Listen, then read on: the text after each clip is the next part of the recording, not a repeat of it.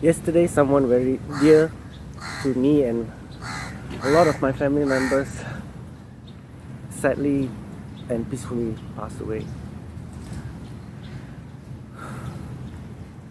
He was the closest thing to a father I had after my father passed away. And he was a father figure to a lot of us. But why I'm making this video is because I want to honor pretty much one of my idols growing up, in a way, and also one of my biggest supporters in recovery.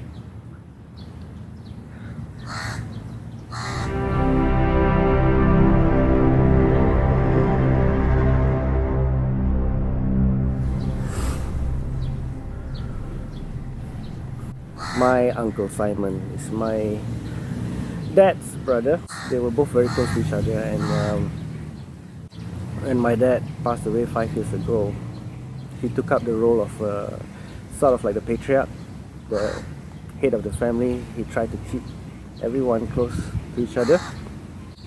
He's a really great man. He's done so much for so many people. Lived a very fulfilling life.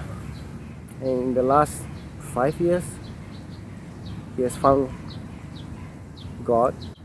But one thing is, when he found out, like most of you have, when he found out that I had this clinical depression, the same way as you guys, because he found out through the videos that I've made, I couldn't bring myself to tell a lot of people close to me this thing. It was so hard to tell one by one, so I decided to make it into a video and let the whole world know about it. I know it's not really the best way to tell your family members, but sometimes when things get this hard to actually explain what clinical depression is, you have to do it through any means you can think of. And so happened mine was through this channel, this video. And when he found out, he thought I was a very chirpy person, a very happy-go-lucky, and person who's like the least likely to be depressed. And when I came out in the open and explained about my clinical depression, he was the first to actually, one of the first to comment on my Facebook post and say, "You." I kind of took it personally because of all the people. I thought he would be one of the few who could understand what I was going through, but no, he saw it as like, you can shake it off. If you believe that God has only what's best for you in mind, you will be okay. He meant well. His heart was in a good place when he said that. And I told him that, look, that's the whole point. It's so hard to explain what major depressive disorder or clinical depression or whatever it is you want to call it. It's very hard to explain that this thing is not something that we choose. It's something that just happens to us because of something that happens in the brain, and also how this external factors. Hey, diam lah! How the external factors treat us, like that. So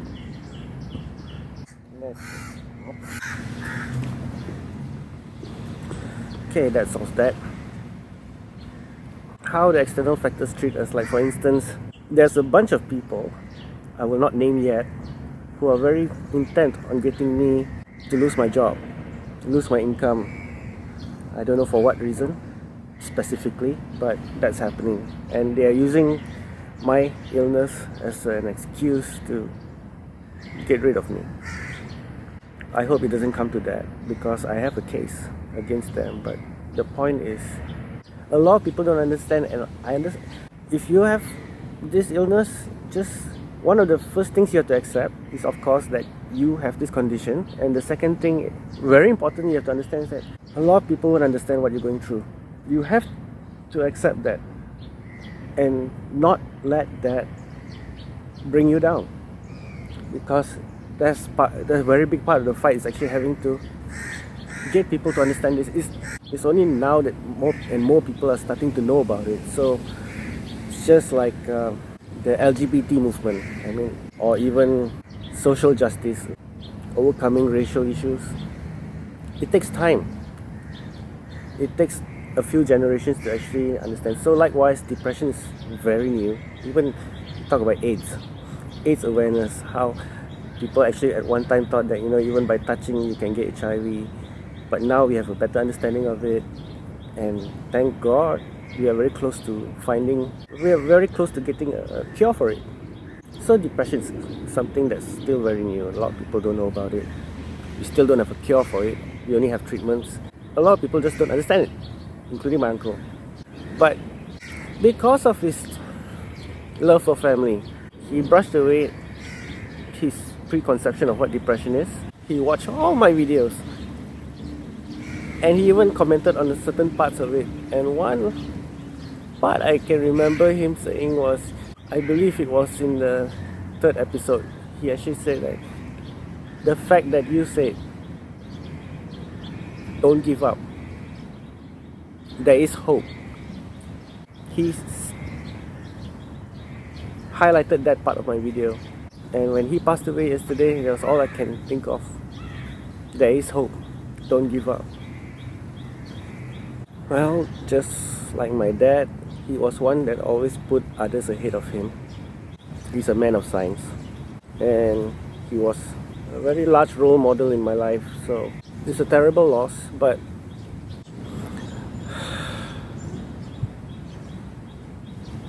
maybe this is good enough to tell you that right now I'm on 300 milligrams of fluvoxamine.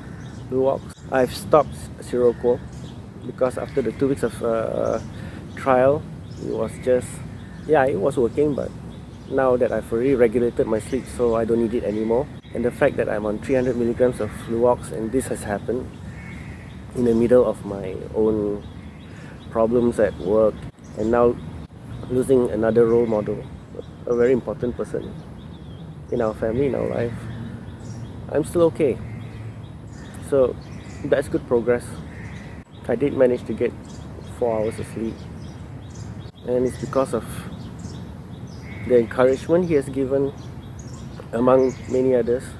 But he was one of the most supportive. He watched every video, he liked every video, he commented on most of them. And I'm sad to have lost one of my best role models, family member, friend, supporter. Anyway,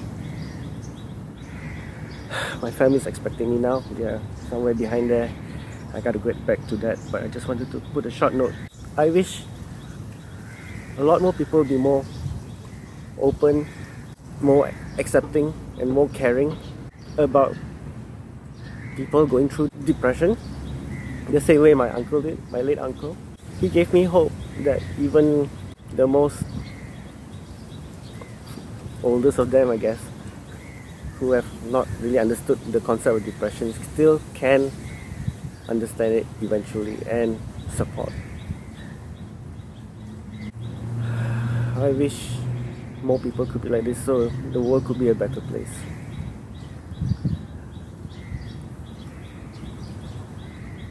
Rest in peace, Mr. Simon Nair. And God bless you always. God bless everyone always. Thank you.